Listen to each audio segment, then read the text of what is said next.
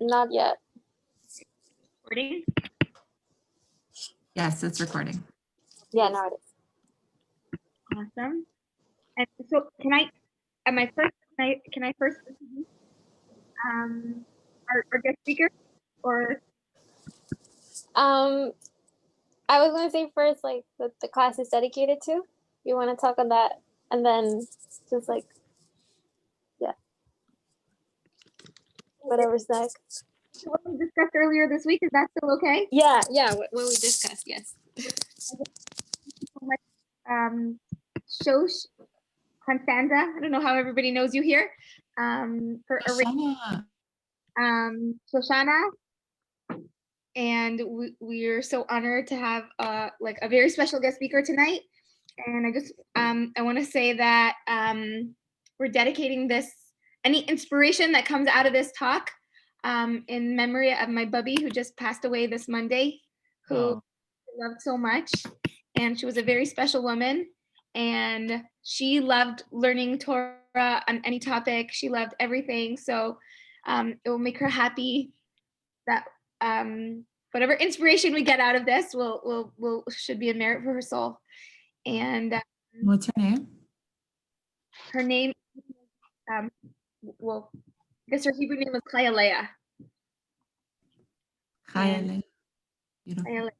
I mean, she went by Harriet, so it's a different generation, you know. So I just for a minute, if I can share, just like in the past, in the past, as like a Jewish thing. I mean, I was really learning this from Shoshana, because she did more of the homework on this, but like, we've had plagues before. This is not new to us, and not really as like a scientific term, but pandemics seem to be belonging to like something of ancient history, like when in reality they've been repetitive thing, like, which in nature also means we can draw on our previous Jewish knowledge and Jewish tradition to make sense of what's going on right now, because there's such craziness going on right now. And we had the well, Susanna, I don't know if you can explain. I wasn't sure, like, the reference that you made to the black weddings with the Zohar and the consoles. I actually totally learned that from Josh. He did this Halloween special, and that got me thinking, you know, that there's been so much agency that people in the past have sort of taken to, I guess appease might be a word, God, but I think it's sort of, in a way, almost like an act of faith, because you're relating. You're not just sort of like passively accepting. You're just saying, yes, this is happening, but what can we do about it? Because we're in a relationship with our creator. And I think learning about that history and that perspective is so empowering in a way with what's going on right now. And so that was just another example. I just started doing more digging on what's been done, and then that Zohar example came up just as another. There's a lot that's been done. Yeah, and I mean, I'm excited to learn more. But just these are just different examples, which are ultimately just showing us that this is a call for us to reflect, and a call to action on a as our, you know, the personal challenges, but all like that we're all going through, from however it's affecting us in our own personal life situations, but like also on a collective level, that the learning is so important, which is why we have this special guest speaker with us today, even though Shoshana is also a fantastic teacher of both psychology and Torah ideas. So I'm just going to introduce Joshua Schwartz. We are very lucky to have you tonight. He is the spiritual leader of Beth Lida Forest Hill Synagogue in Toronto. He is the co-author of the Torah of Music, which sounds so cool, which won the Jewish Book Award, the editor of the illustrated Pirkei Avot. Wow. The world's first Talmudic graphic novel, and the co-creator of the Seder Oneg Shabbos. That's a lot. Joshua is currently completing rabbinic ordination with a yeshiva in Jerusalem, has a graduate degree in Jewish mysticism from NYU, and is a Wexner Graduate Fellow. Thank you so much for being here. Thank you. Thanks so much for having me. It's really an honor. So first of all, this Shir's Louis Neshamas Chayalea, Harriet, may God bring comfort to you amidst the other mourners of Jerusalem. And also Lakavod Shosh, who has become not just an attendee of classes I've done on the internet, but also really a contributor of real insight and wisdom. And I've really valued her presence so much, and I've really benefited and learned a lot from her. And this, I was very honored to be invited to do this. So really, thank you so much to both of you and to Netta for helping to organize this as well. So hi, everybody. I'm Josh. And this is a class on resilience as, in a sense, the Torah that we can draw from difficult experiences. We will explicitly mention, as Mati mentioned before, like Jewish historical learned wisdom from experiences with other epidemics and other times of sickness, but also larger, more general Torahs about what it means to be able to go through something and to live through something, and how to draw wisdom from that as well. So I'm going to, I learned a new Hebrew phrase from the shiurim I've been listening to for my smicha. I'm going to be mishatef et ha-masach. I'm going to share my screen. Can I share screen? I can't. Can the host please allow me to share my screen? I can make you a co-host. Okay, fantastic. Thank you. I'm empowered. Fantastic. This is frustrating. It's not recognizing the app. There it is. Oh, we're good. All right. All right, can everyone see that? Yeah? Yeah. Okay, great. Okay, so the first text I wanted to look at is a text from the Degel Machne Ephraim, Ephraim Moshe Sudilkov, who was the great-grandson of the Baal Shem Tov, the founder of Hasidism. So his sefer, the Degel Machne Ephraim, is a very direct representation, I think, of Torah that's very close to the Baal Shem Tov, right? Hasidism as a movement exploded around 1772 after the death of the Maggid of Mezrich, and really from there, like, branched a whole bunch of different types of takes on what does it mean to be a Chassid, especially influenced by the Maggid. But there's a few books, the Degel and the Ma'orei Naim especially, which really, I think, have like a direct line to the Baal Shem Tov's Torah, because literally they were related. So, you know, it helps. Because often he'll like say, oh, like my grandpa used to say, and I was like, oh, you mean the Baal Shem Tov. So good, okay, cool. So here, the Degel is asking a question that I think is actually really typical of the kind of, let's call it, dark spirituality that we find in Hasidism. I think a contemporary image of Hasidism is that's like very happy clappy, you know, it's like don't think, just be, don't think, don't worry, be happy type of thing. But Hasidism, I think, really actually distinguished itself in sources of being a very nuanced and very mature way of relating to a complex range of phenomena and experiences, especially ones having to do that touch moments of difficulty, challenge, and even suffering. So we'll see, I think, a good framing example of this right here. So this is from the Degel Machne Ephraim's commentary on Parshas V'Eschanan. But often with Hasidic writing, it's really just like a launch pad to go into what he wants to talk about. So we'll see that. All right, lahavin mazeh lev tov v'mahu hatov, right? So we're going to do it mostly in English, but I just want to kind of bring a little bit of the taste of the Hebrew into your mouth. So in order to understand what is it to have a good heart, and what is the goodness that's proper to the heart, this is like a big question, and not just like a Dvar Torah type question. This is like a serious philosophical question that he's asking. He's asking the question that orients a lot of philosophies, like starting all the way from Plato. What is the good? Right? What is the good to have in this life? And not only that, but what does it mean for your heart to be the space in you in which that goodness lives? Right? What does it mean to have a good heart? And what is that goodness then that is in the heart? Because everything he says, and this is something that's also very particular to Hasidism, has its own standard of goodness. B'chol davar lefi erko tuvai, right? Everything has its own perspective on what goodness is. And that's really clear. I think already what we see is a precedent set that for the range and the variety, the difference of experience, not everyone experiences everything the same way. Not everyone has the same set of values. Not everyone has the same aims. Not everyone has the same priorities. Not everyone has the same abilities. What one person is able to do and do super, super well is what they're able to do. But that's not to say that's what everyone can do super, super well. Right. So I think here, actually, the Degal recognizes that what we have is a differing and a variegating range of things that are important and good. Not everyone is good in the same way. Okay, so he keeps on going. And this is the way that the Hasidic masters tend to teach. I'm going to give you a parable. I'm going to tell it through a story. And through the story, you can now pick out what it is I'm trying to teach you. Because the best way to communicate things is through a story sometimes. I think every parent gets that. So we can understand this by means of a story.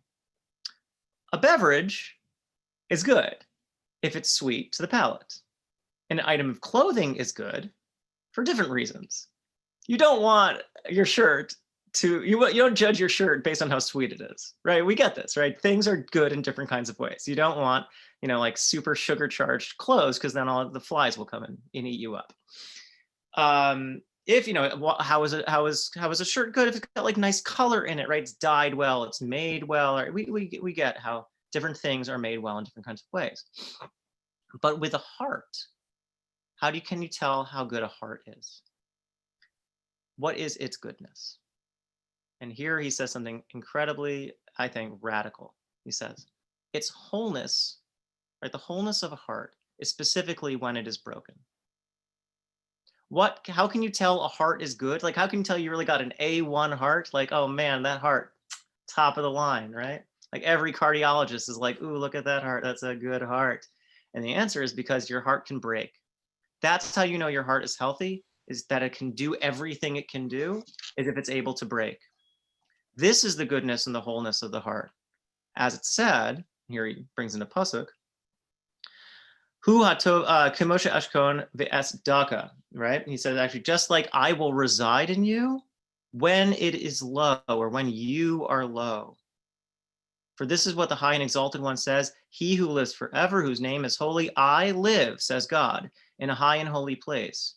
But also, says God, with the one who is contrite and lowly in spirit. Right? God lives.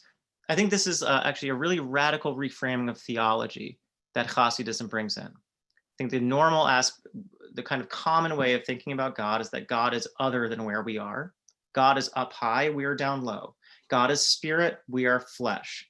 God is all goodness, and we are full of sin and mistake. But what's radical about Hasidism, or the Torah that Hasidism is bringing, is that it's specifically in the low places that God can also be found. Because to say something other than that would then be to limit God. But rather, the most radical understanding of God is one in which you can find God specifically where you wouldn't expect to find God, in the broken heart. I said, the offering of God is a broken heart. So, Elokim ruach nishbara. Right? Let's pay attention to that language, because the language is zevach. Zevach means a gift, but it also means a sacrifice. What is it that we're able to sacrifice now in a world in which the temple is destroyed? How can we sacrifice? What we can sacrifice is our broken heart. That's what we're able to offer God. Now here, I think it's important to kind of figure out what he means when he says a broken heart. Right? What he doesn't mean, I think, is moping around. What I don't think he's talking about is a heart in a sense that is able to, that withdraws. But rather, what makes a broken heart so healthy and so whole is that it's broken open. Right? It's breaking open, breaking into the world, breaking into other people, breaking into a relationship with God. Right? Opening itself up. There's another Hasidic master, the Kutzker, who was very, very, very well acquainted with difficult times and difficult experiences. And the Kutzker asked a question. He says, in the Shema, it says, V'samtem al levavchem. You say you place the words of God on your heart. But you'd think the metaphor would be you place the words of God in your heart, right? Because the heart is the locus of understanding. And he says, no, no, no, no, no. You misunderstand. It's the normal course of affairs that as you live your life, you develop a candy coating shell around your heart. That's how you protect yourself, right? You wall yourself off, you create protections, you keep other people at a distance, you create a buffer. But it's when the heart breaks open, that's when the words are able to enter. So until the heart breaks open, you can only place the words on top, al levavchem. But once the heart breaks, then the words are able to filter in. So here I think the Degel Machane Ephraim is planting the seed for that later Torah of the Kotzker. He says, the heart was created to be a dwelling place for the Holy Blessed One. Our heart is the Mishkan, right? It's the place where God resides. And I will dwell in you. And here he has another very interesting type. She says that God says when the Mishkan is finished, right? When the tabernacle in the desert is finished, God says, "V'asuli mikdash v'shechanti b'seicham." God says, if you make me a sanctuary, I will dwell amidst you. And then the Hasidic teaching, and this I think starts the Degel, says, "B'seicham mamish."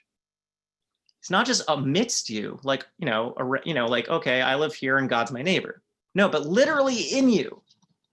You build for me a sanctuary and I will dwell in you. And then what is the sanctuary then? It has to be you.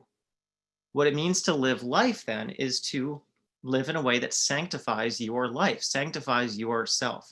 Make yourself a holy dwelling place for God. But again, you could think, oh, that means I need to like learn Torah all the time. I need to daven. I need to be super like holy or whatever. And the Degel says, yes, that'd be great. But, let's be reasonable. Not everyone is able to learn Torah all the time. Not everyone is able to daven all the time. People live their lives. People are normal. People have trouble.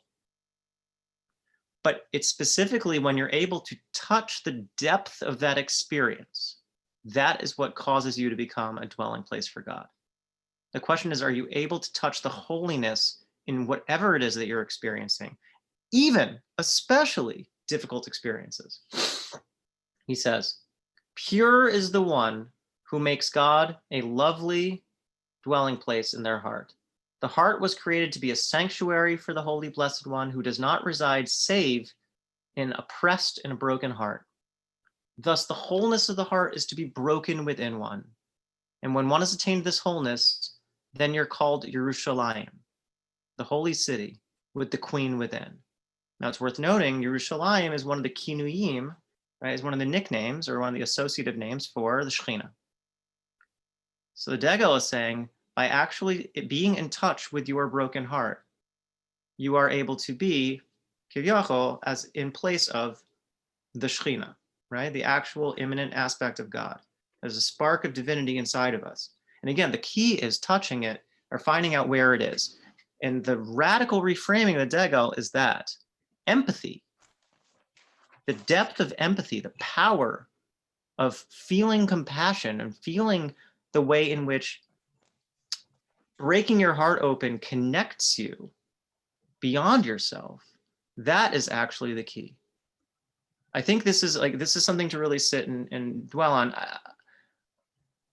Anyone have any of these reflections or things that come up when we worked our way through that text? I mean, I can blah, blah, blah forever, but I want to make sure that we also have room for people's insights as well.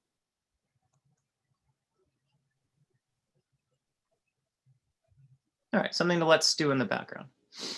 So I think something to pay attention to, though, is that, and we'll get to this, we get to this later?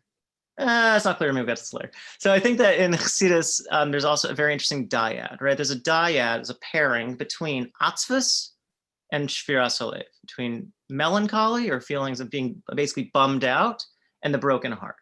And the two of them are actually related. They're kind of like a pair, they're twins.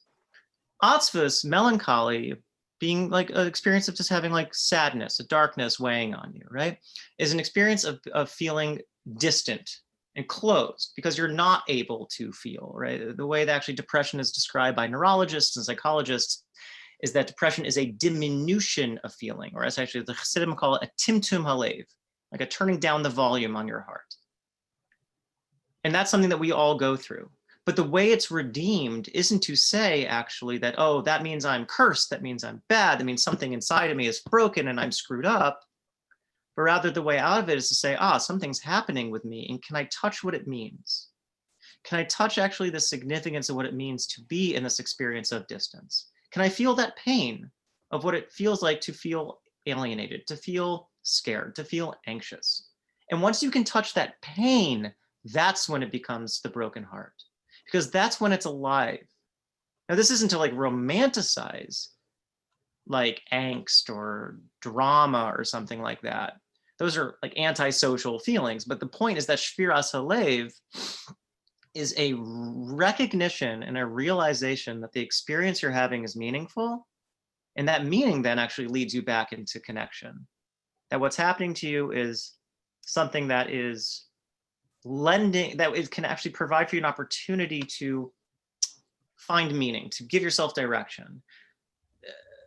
Again, I want to like be sensitive here, because the point isn't then to judge yourself or to punish yourself when you're feeling not in control, when you're feeling like, okay, this is like a bed day, I can't get out of bed today. But rather, that experience is the pros door, right? That experience is what can eventually lead you back to connection, can eventually lead you to finding out how to break your heart open again. And that's actually then to touch something divine, touch something quite holy and important. Okay. So you might say, okay, fine, but like, you know, is this something that happens to everybody? Is this something that is normal and expected? And the answer that the Orei Naim gives you is yes, very much. The Orei Naim is another, I think, kind of very close conduit, close contact touch with the Baal Shem Tov. He was a disciple of both the Baal Shem Tov and of the Maggid of Mezrich. He's the Chernobyler Rebbe, the Menachem Nachman of Chernobyl. A really gorgeous book. Actually, a new translation of it just came out by Arthur Green, Shlita, published by Yale, if I remember correctly, or maybe not, but it makes it more accessible for people. Really beautiful Hasidic book. So this is from his writing on Yisro. But again, it's really just a launching pad for what he wants to get into. It says, the truth is, no one is ever able to remain at one madrega. Now, a madrega literally means like a level. But when they say madrega, they don't like just mean like a level, like you're on a floor of a building. It means a life situation, right? It's the feeling you feel when actually it's like when gamers say like, oh, I've leveled up, right? Like I've achieved something, or I've gotten experience points or whatever. It means that you feel different in this life because you feel like you've progressed. It's really the experience of progressing. Not everyone is at the same progression all the time. Here, actually, I want to bring in something. I don't think he brings it in, but it's in the background. So here's another teaching of the Baal Shem Tov that's in the background. In the Chazon Yechezkel, in the vision of Ezekiel's chariot, it says, "V'chayos retzoi v'shoiv." It says that the chayos, the animal angels, are going hither and thither. I love that. Hither and thither. They're going up and down, up and down, up and down. And he says, because that's actually what it means to be alive. Because chayos is from the same root as chius, which means vitality, to be alive. And what it means to be alive as a human being is to go up and down. No one stays at the same place. And if they did, nothing would mean anything again. Because if everything felt the same, no thing would feel like anything ever, right? You experience things through differences. I'm hot.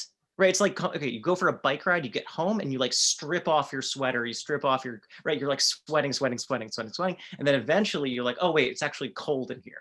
And you have to like put the layers back on, right? And you have to like, oh, here's how it goes. Human experience is done through differential, through noticing the ways in which things feel different than other things. We live comparatively. That is the way that the brain works, okay? Such that if you were always at the same level, it wouldn't mean anything again, because it would just be static.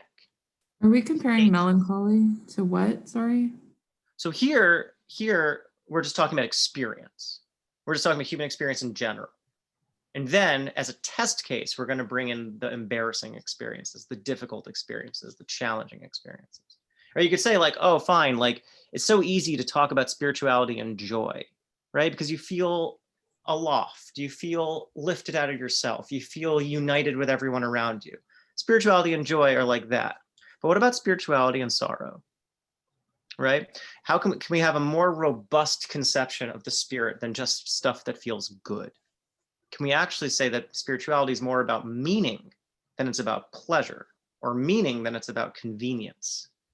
So here what we have, in a sense, is a spiritual program of how to see the different experiences we go through as being still meaningful, even if challenging or difficult.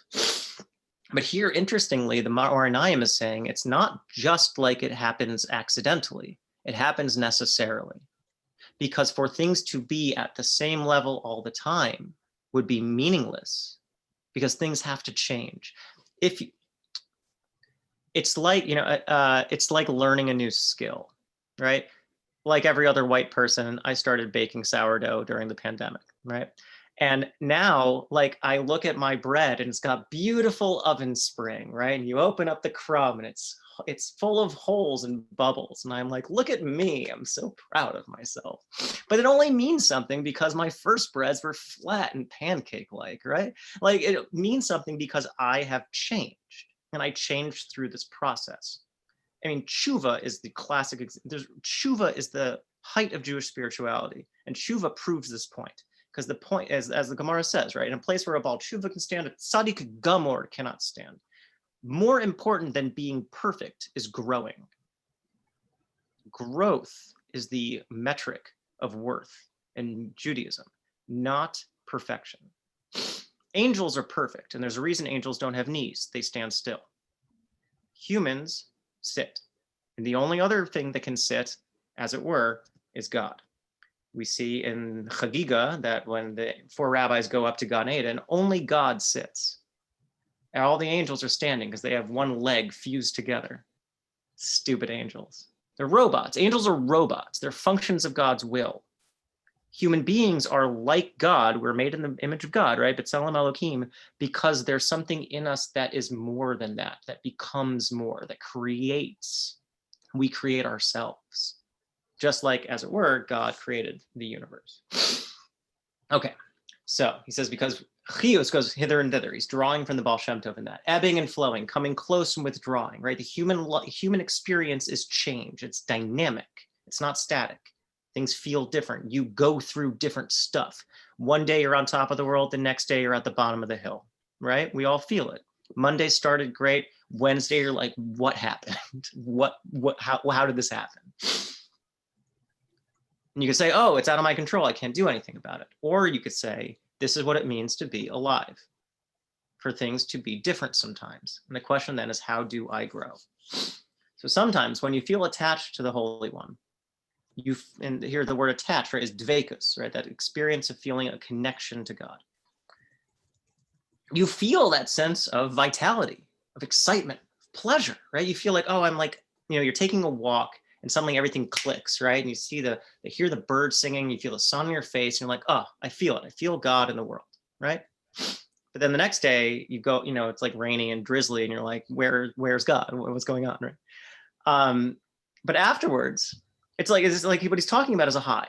He's talking about a high experience, right? You have the high of spirituality. You go to the Shabbaton and you're singing Nigunim with all your friends. And then what do you do Sunday evening? How do you crash from peak experiences, right? Afterwards, it can withdraw, right? It's the come down from the high. And one experiences a descent from your level. But this is, I think, true not just for like hedonistic experiences like a Shabbaton, but also what it means to like grow, right? You reach a level, and then also when you're growing, you're like, oh, I'm kind of like, I've reached a plateau. Where am I going now? Or you've baked the bread and you're like, I'm not getting any better anymore because I can see more of where else I could be going and I can't get there yet. And you feel bad about it, right? So there is in this secrets of the Torah why one has to fall from one's level. And it is one reason such that one is able to arrive at a new level, even greater than before. So this is, he's hinting at what's called a Yerida L'Tzorech Aliyah, which is a central concept in Hasidism, is a descent so that you can ascend. But I want to that has a lot of mystical significance in it, but I want to bring it down to a human level. The mystical significance is you literally during, the Rebbe goes into the lower world to save the souls and da-da-da. But one of the radical aspects of this teaching is it's not just the tzaddik he's talking about. He's talking about every single Jew. every single Jew also is a hero in this kind of way, also is a spiritual virtuoso like the tzaddik, but in their own life. Because where are they able to go into the depths? In their own life. You experience what it's like to fall. You experience the frustration. You experience the feeling of challenge. And the key is to realize that you're not being cast down into a pit, but you're being given a new hill to climb. Now, again, this is a framework, right? This is a way of approaching a life situation. This is not to say this is how you have to feel in the moment. The key is this is how you process what you're experiencing, not what it feels like. How things feel is not how they are necessarily, and we need to remember that. But I also don't want to, again, point fingers or cast blame or say like, listen, if you're not able to see every challenge as a opportunity, then you're doing it wrong. The key, right, is that suffering is a meaningful thing that we have. To fall down is real and necessary, literally something you can't avoid. And we'll see that in a second. Everyone has to go through it because that's what growth looks like.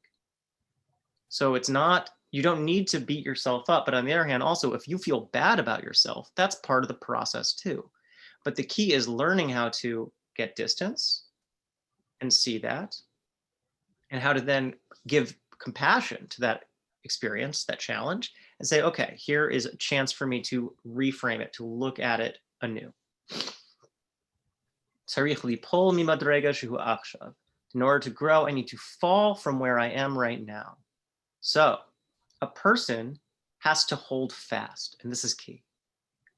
The key to turning a challenge into an opportunity for growth is courage.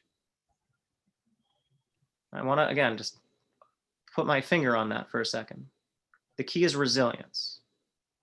By that, what he is saying, again, is that this isn't automatic and that it isn't easy and it doesn't happen for you. This is a process you go through, and it's one that takes a choice. And the choice is, am I willing to take the risk to put myself out there in my own life to see this as something that I need to withstand and hold fast, get through? Do I see myself as something that can contain this, or do I see this as something that's containing me? It's that small shift of perspective that he's talking about. But again, I want to say, this isn't to say if you don't feel like that when you're having a challenge, you're failing. No, that's the normal way to feel when you're having a challenge. But there's another step after that that you learn how to do, namely how to exercise courage, exercise resilience, to be able to withstand what you're doing, to hold fast, and to move forward. Yis'ametz la'alosel Hashem. Yis'ametz, and amitz here means to strengthen yourself. To get in, but one thing I want to make very clear is that the word yis'ametz is in, so here's a grammar nerd opportunity. There are 7 binyanim in Hebrew. There are 7 conjugations of verbs in Hebrew. One of them, my favorite one, is the reflexive binyan, hispoel. And hispoel, reflexive verb, is something you do to yourself. So this isn't something that just happens, and this isn't something that someone does to you, but it's only something that you're able to do with and to yourself, to give yourself courage, to give yourself strength, to give yourself reinforcement. But key here also then is to realize, after you do it, is that where did that strength come from? It came from you. It is a storehouse you had inside. And the question is, did you believe that you had it, that it was available to you or not? To access that strength that you have inside is a courageous thing. And the courageous thing here, again, the courageous risk is to believe in your own worth. That's courageous because you're in an experience right now in which you don't feel worthwhile. You don't feel like you're worth it. You don't feel like you're good enough. And the courage here is actually to say, well, baloney, there's a deeper truth that I'm going to believe in, even though I don't feel like it's true yet. That there's something good inside of me that I can access, that I can use to help get through this, that I can use to help grow. That's the courage. And like faith, it's something that is not apparent, but it's still true. You believe it despite it not feeling that way. It's a very subtle psychological and I think philosophical mechanism that the Me'orei Naim is describing. Namely, and I think here he really is drawing on this notion of self-creation, autopoiesis, to manifest yourself in this kind of way because you believe that something is true. Someone is calling me. I don't know how to stop them from calling me. I'm so sorry. I do. There we go. Okay. So sorry about that, YouTube viewers. Okay. Okay, so you have to hold fast. You have to give yourself strength to grow from the place that you are now, because one, you have to believe that God's presence fills the entire cosmos, v'leis asar panui minei, and there's no place devoid of God. And I want to, like, there's a reason he's saying that here, because where's the place that you think is devoid of God in this experience? You're feeling low, you're having a drizzly, drippy day. It's one of the, I'm not feeling like I'm up for it, I'm not feeling like I'm worth it. This pandemic is getting to me. The place that you don't think God is you.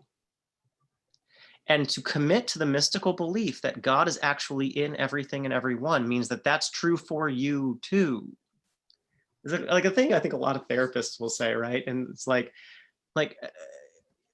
Matt, like, what would you tell your friend in this experience that you're describing to me? Like, what kind of advice would you give your friend? And the question, in a sense, is, I'm sorry, Madi? Maybe they want to listen to the class. Maybe. I think it's a congregant of mine. If they call again, I am going to answer just to tell them I'm teaching, and I'm sorry, I have to keep on hanging up.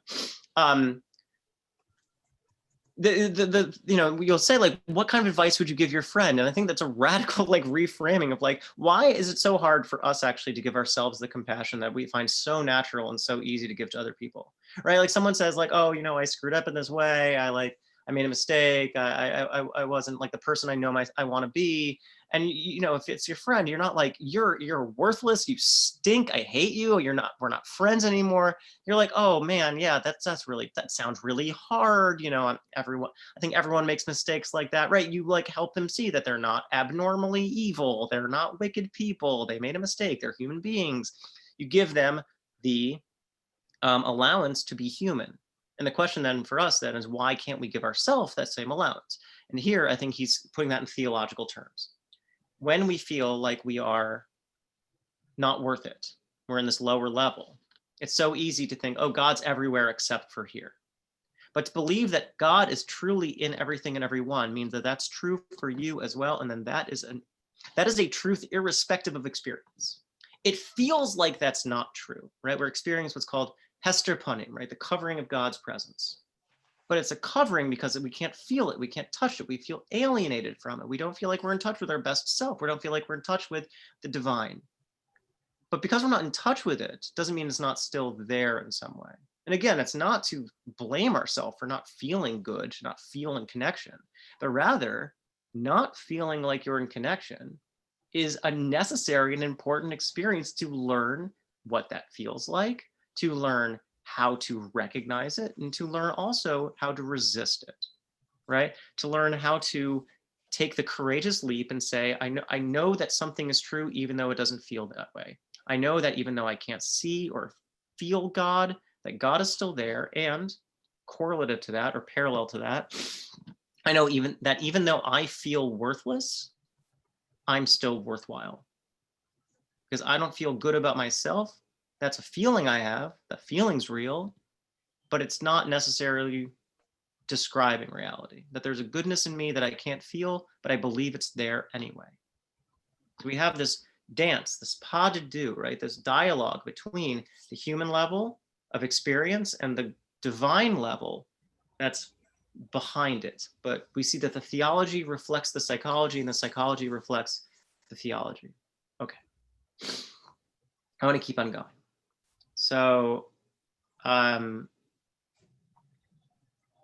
here we have actually a very interesting text from Reb Arla Roth that explicitly mentions actually plagues and things like that. So it's most on topic, but I think it's a little bit technical.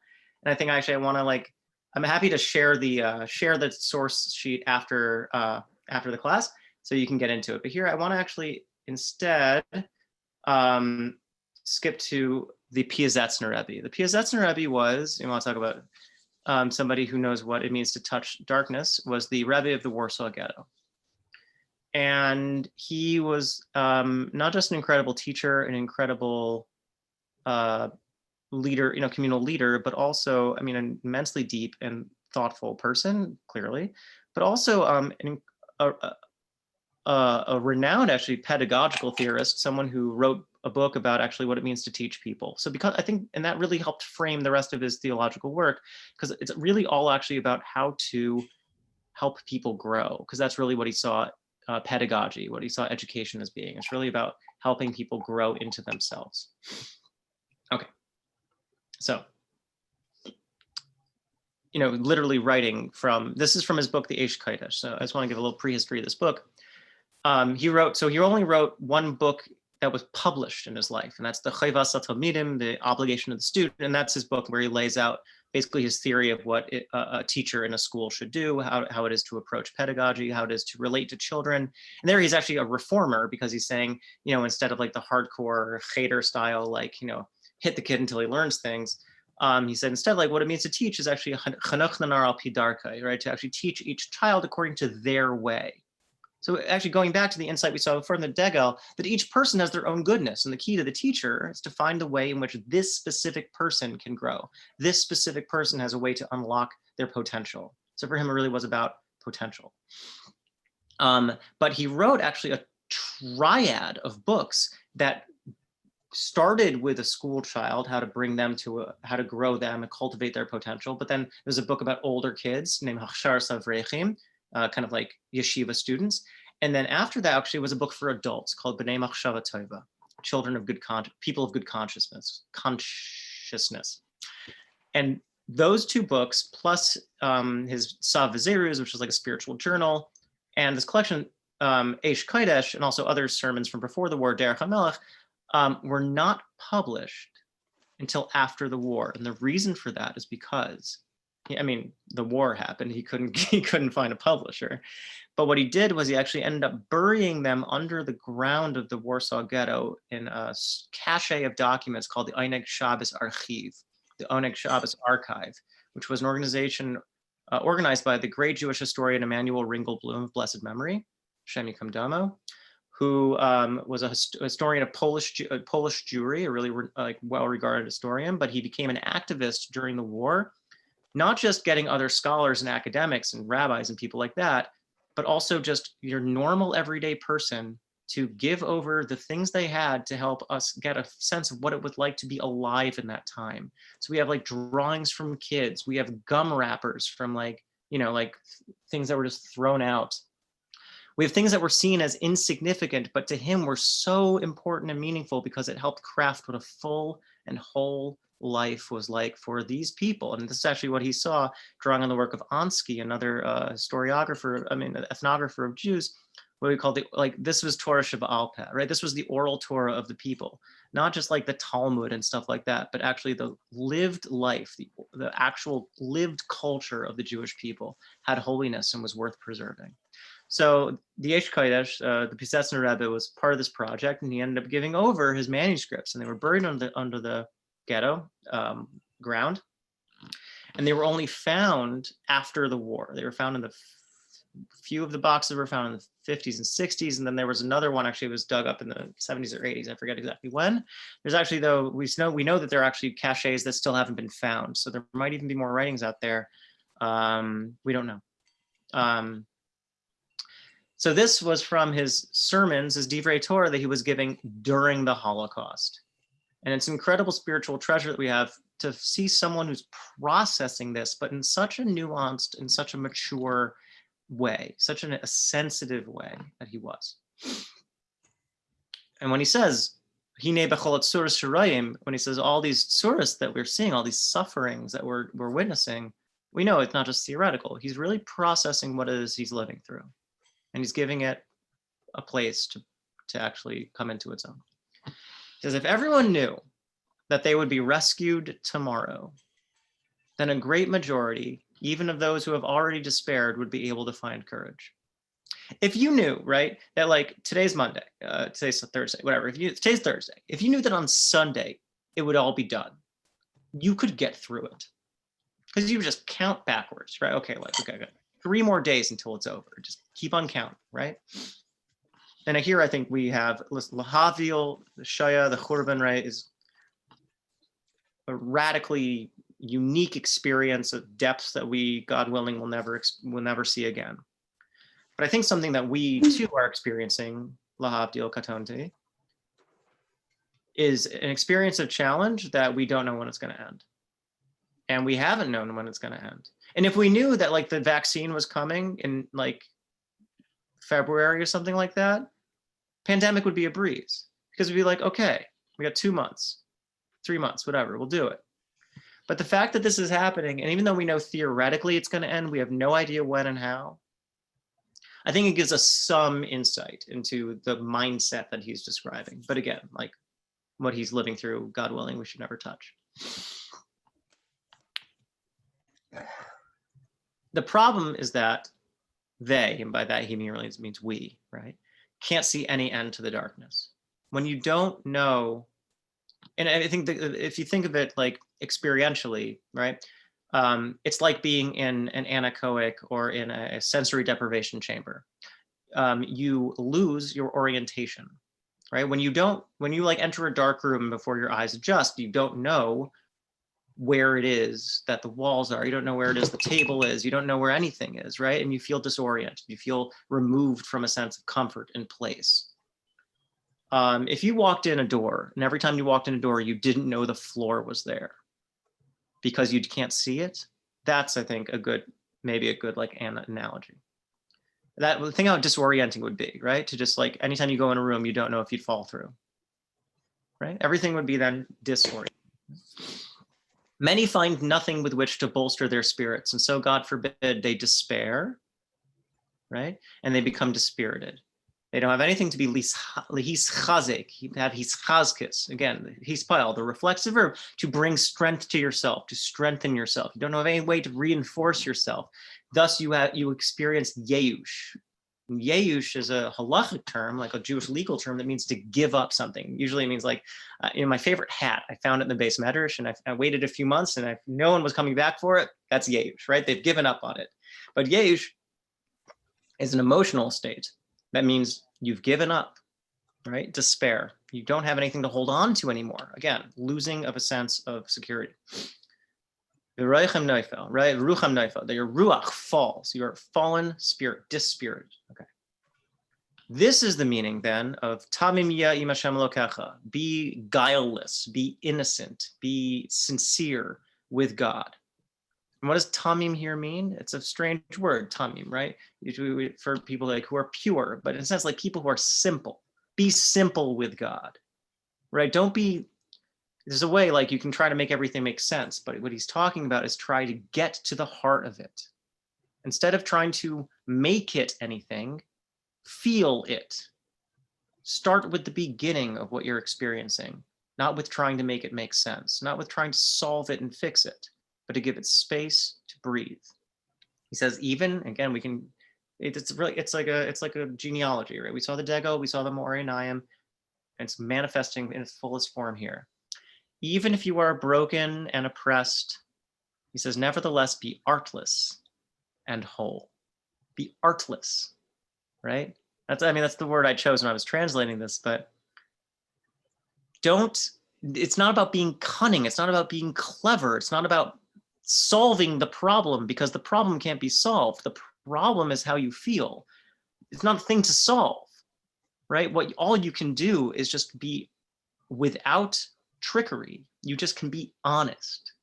You can be fully as present as you can be. You can let it loose. When it says, take strength in God, your Lord, because you know that God is with you in your suffering. Now, that's like a very sweet, nice thing to say. But I actually want to let the teachings that we've been seeing filter in. When he says God is with you in your suffering, he actually means it literally. Not just like God will comfort you, but actually in your suffering, there is something divine. Which isn't, I think, the same thing as saying suffering is divine. Like, it's not saying, it's not an ascetics teaching, like go out and whip yourself in the snow and roll around for a while.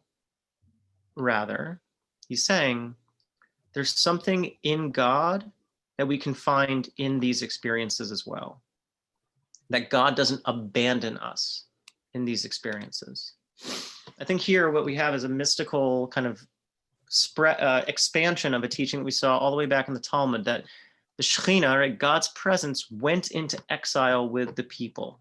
That when we were exiled from Israel, from Jerusalem, a way to think about that is like, oh, that means what, we're being punished, we're being removed from God's presence, right? That's the Holy Land, and now we're in a land of defilement and impurity, you know, like Gullus, oh, Gullus, wie weit bist du, right? How wide you are, how great you are. But the Talmud says, no, actually, the Shekhinah is with you, begalusam, right? Shekhinah is actually with you in exile. So here we see the Piazetzner saying, God is with you. Ki yodeh ata sheshem elokecha imecha b'tzara. God is with you in that suffering. And I think what we're getting is a series of teaching which is saying that there's something inside of that life experience that is divine, that, and I think here it's a therapeutic point maybe that's being made, that no matter how low you are, lahavdil, but how low you are, you're never actually distant from God. The question is if you can believe that it's there. And I think that's an immensely healing thought that the Piazetzner, and when I say therapeutic, I mean that literally. So therapeutic from the Greek, it means actually a practice of healing. But it's not healing in the sense of causing something like a sickness to go away. It means to treat the sickness. It's not to cause it to be dispelled, or it's not curative, it's treatment, right? I think people actually with chronic pain understand this very well, that it's not actually about like thinking of an illness or a sense of being unwell as something that you have to fix or cure is a bias towards health, right? Health is the norm, sickness is the abnormal, and thus curing brings things back to normal. But people with chronic conditions, right? If chronic pain, some kind of autoimmune condition. Fibromyalgia. Fibromyalgia, that's one that's people are discovering more and more about right now.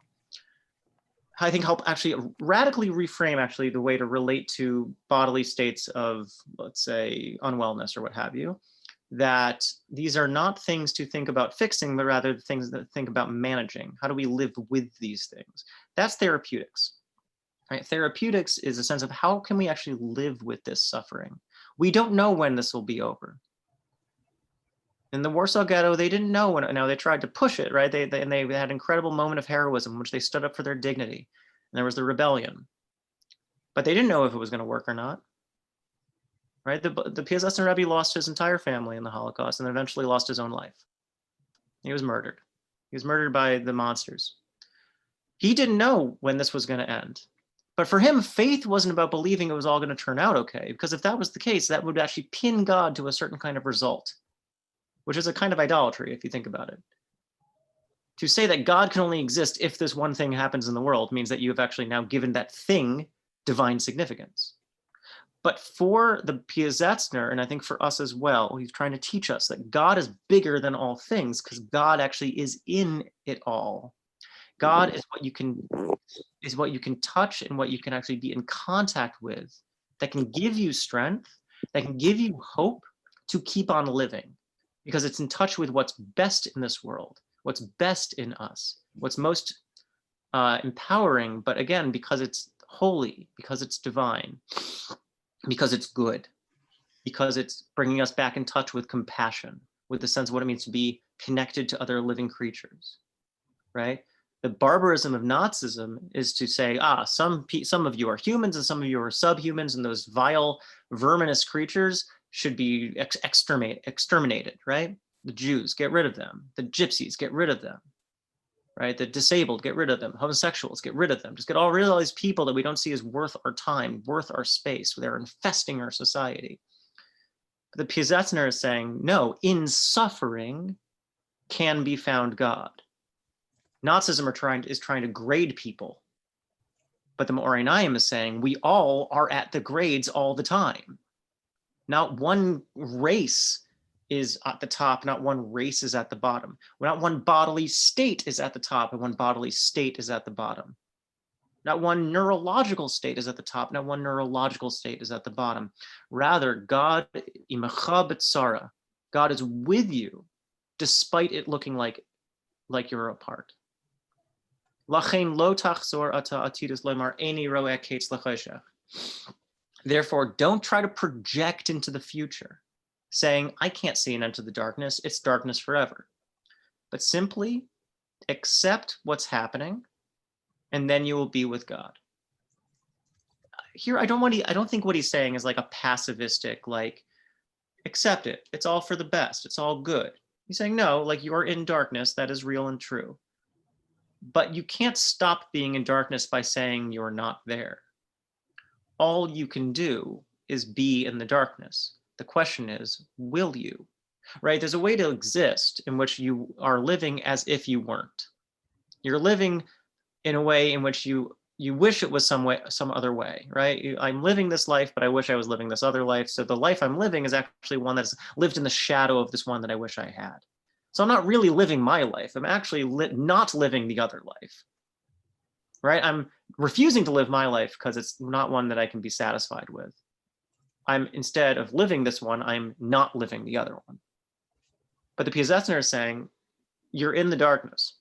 There's no route out. All you can do is live. All you can do is live through this. And the question is, how are you going to live?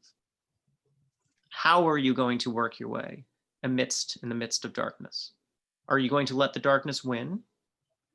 Or are you going to touch the divinity, touch the opportunities for holiness, touch the opportunities for kindness and for compassion that you can find even in these challenging opportunities?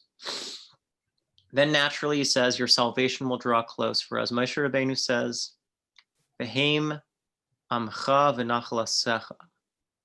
Now that's very interesting, because he says you can't say that there's going to, this is specifically the experience in which he's saying you don't know when it's going to end. And then he says, but then salvation is close. So is he contradicting himself? Is he saying, oh, like if you're able to, like, if you can accept it, everything is God, then everything will be solved, everything will be fixed? I don't think so, because then I think that would make him a very simple thinker, and I don't think he is.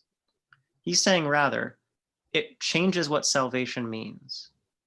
Salvation doesn't mean the bad thing being over. Salvation means refusing to live a life without meaning. Salvation, the way you are saved, is that you're saved from despair. It's not that you're saved from the bad thing happening. You are saved from thinking that this is a life in which you don't have an opportunity to be meaningful. You don't have an opportunity to find meaning, to manifest yourself meaningfully. I think it's a really radical reinterpretation of these major theological terms in Judaism. But for him, salvation isn't the end of life or the end of the world, the next world that's coming, but rather it is how to live inside of this life, how to live inside of this world, how to live through it. So here I want to bring ourselves to one last parable, and then I think we'll close. I'm imagining I'm over time. I always talk a little bit too long. So this is from Rabbi Nachman, who is, I call him the poet laureate of the broken heart. And this is from his book, Chaye Moharan, which is like kind of his biography, hagiography. But it's such, like every Hasidic book, it's a chalent. It's like chock full of a bunch of different stuff. And in it are a bunch of his stories that he would tell as well that aren't collected in his book of stories, Sipurei Maises. So here's a really challenging, radicalizing story. He says, like every other story, it starts with a king. Right? He says, Rabbi Nachman told him a parable. Compare this to a king who sent his son far away to learn wisdom. Right? He might send his son to grad school. Right? Like go, like learn, like get your MBA, and then come back and like figure out how to run the kingdom better. So afterwards, the son, well, I'm not sure you get wisdom at an MBA, but still, like he wanted to like do his, I don't know, PhD in philosophy, right? Come back and then you can counsel me on ethics and politics or whatever. Afterward, the son returned to the palace, having learned all kinds of wisdom, right? He learned all kinds of good stuff. So after the son comes back, the king commands him to put his wisdom to practice. He said, all right, let's see what you learned. Like, let's give yourself a little test. He said, take a huge stone, like a millstone, huge, big stone. He says, take it up and carry it up all of the stairs of the palace. Now, of course, the prince, he's a nerd, right? He can't pick up this huge stone. He wasn't able to pick it up. He couldn't raise up the stone because it was far too large and heavy. And the son despaired, Yeush, right? The son despaired that it was impossible for him to fulfill the request of his father, the king. Is he being tricked? Is he being like gaslit or something? Like, oh, pick up the stone. You can do it, says the king. No, no, no. But the stone's impossible to lift up. So is the king just like torturing him psychologically? He's falling into despair.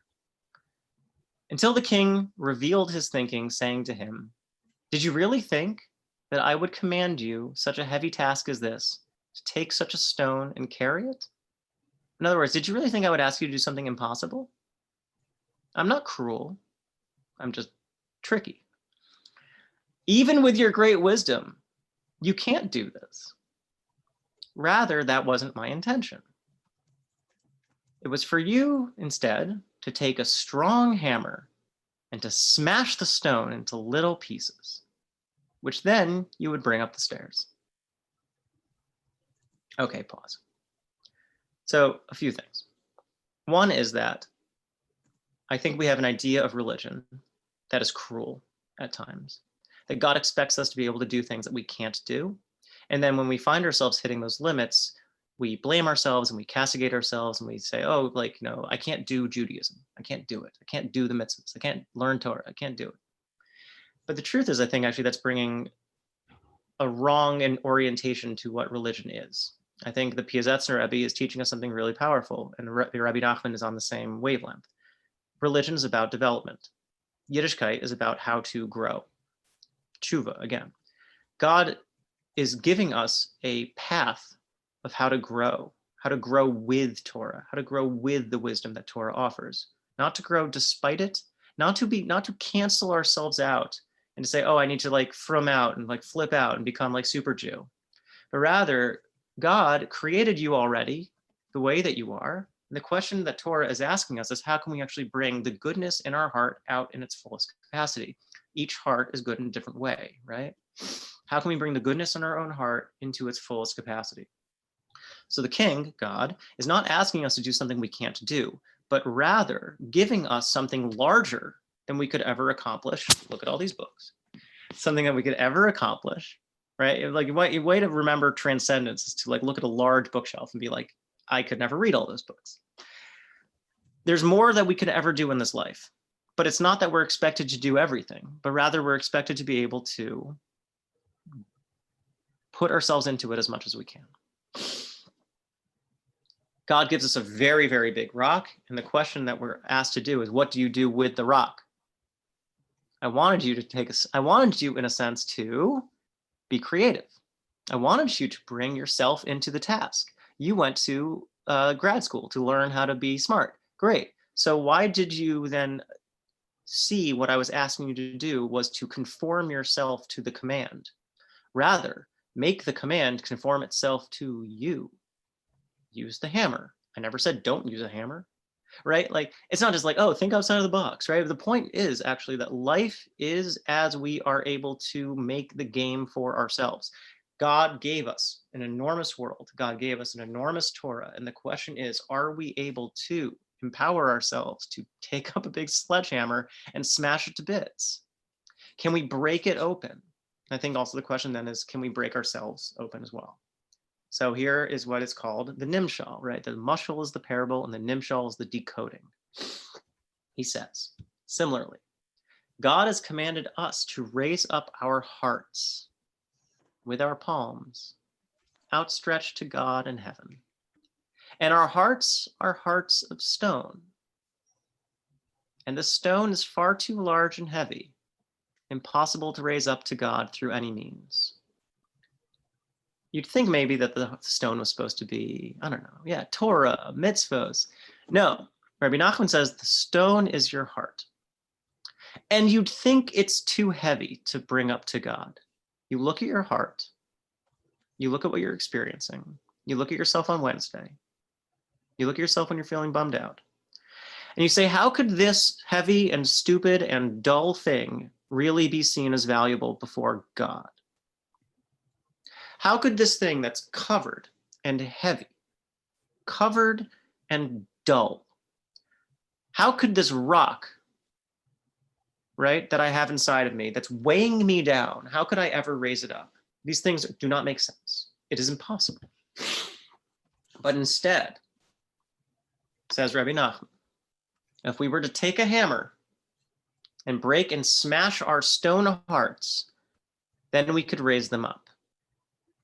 But he hasn't decoded yet, because when he says the hammer, he says the hammer is speech. End of parable. Understand. That's like the Hasidic version of like mic drop, right?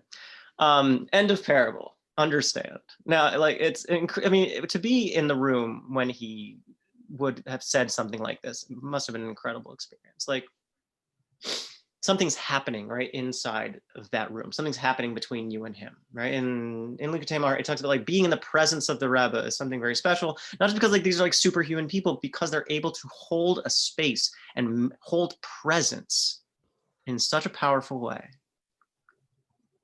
So when he says the hammer is speech, I think what he is saying is, when you feel, well, I mean, he's saying a lot, and I don't want to say this is the only way of understanding it, but what comes to mind for me is, you feel heavy inside of you, and you look inside and you see something opaque and something weighted down, something dense, something that does not seem valuable, something that does not seem like it's able to be lifted up, something that's able to be, not just able, but worthy of being an offering to God.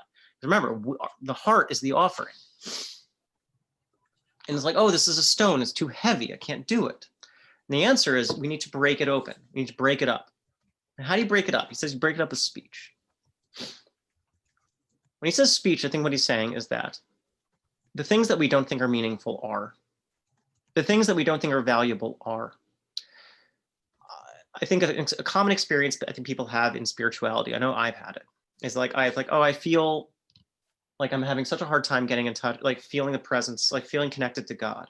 I can't daven. Like my davening is so like quick, it's not meaningful. Like, and my friend, like I was saying this to my friend, I'm like, you know, like my davening's really bad right now. I'm not like, I can't feel it. And he's like, have you tried talking about that? Right, there's always the question in a sense, if you're able to abstract a level above, or you're able to get some distance and say, wait, the thing that I see as keeping me from having the connection is still meaningful. The thing that I see as being a buffer, right? The thing that's in the way of me having a meaningful experience, a way of me having a meaningful connection, is itself a meaningful experience, right? Being kept from it, feeling distant from it is still something I'm going through. And the question is, can I give myself the meaning? Can I give myself the significance? Can I give myself the space in my heart to say, even this thing is still worth talking about? When he says the hammer of speech, I think what he's saying is that your life is worth articulating. Your heart is worth speaking out. Your life is worth bringing into the world. It is worthwhile for you to describe what you're feeling, to describe what you're experiencing, especially when you feel like it isn't. Because only by believing that late atar panui mine, right, there's no place devoid of God's presence, that even in the thing that feels like it's keeping me from it, that too is meaningful. That too is worth talking about. You are worth paying attention to. Your difficulty is worth paying attention to. Your life is worth paying attention to. And what you're experiencing, the challenges you're feeling, are real, and they don't deserve punishment, but rather attention. They don't deserve judgment, but rather care. And can you take up the hammer of speech and turn your heart, in a sense, and like break through the barrier that's keeping your heart from being open? Abush, hi, mommy. I think that's the challenge that he's giving before us, is that can we actually believe that something inside of us is always worth sharing? And especially when it feels like we're being kept from it, to keep on digging and to break through, and to know that even though we might not actually get over this, or there's no way through it necessarily, we're able to get through this because we're able to make this meaningful. Whatever this moment is, It's always an opportunity to make meaning and to accord yourself that sense of meaning, that sense of care, and that sense of worth. Ad kan hamashal. Thank you. This like gave words to things I was feeling like years ago that I wasn't able to express. So Awesome. that's really cool. I mean, happy, like, people want to have thoughts, reflections, angry at me for some reason, whatever it is. That part about the broken heart was really interesting because I like when I was going through an experience like that, I was like, it's like you're growing through it. I couldn't describe it, and I am more of like the artist, so I wanted to paint it, but I also couldn't do that because it's just hard to put into words. But I think this did it. Well, yeah, I think there's many different kinds of speech. There's many different types of grammar, right? So, like, not just, it doesn't just have to be words. It can very much be body language, dance, art. But the point is expression, right? The point is, and then to express means that there's a meta belief, right? There's a prior belief that there's something in you worth expressing. And I think actually according yourself that sense of worth, that sense of esteem, right, is, I think, like the part that we miss, right? To express ourselves means that we think actually that there's something worth expressing. There's something in us that deserves to be expressed.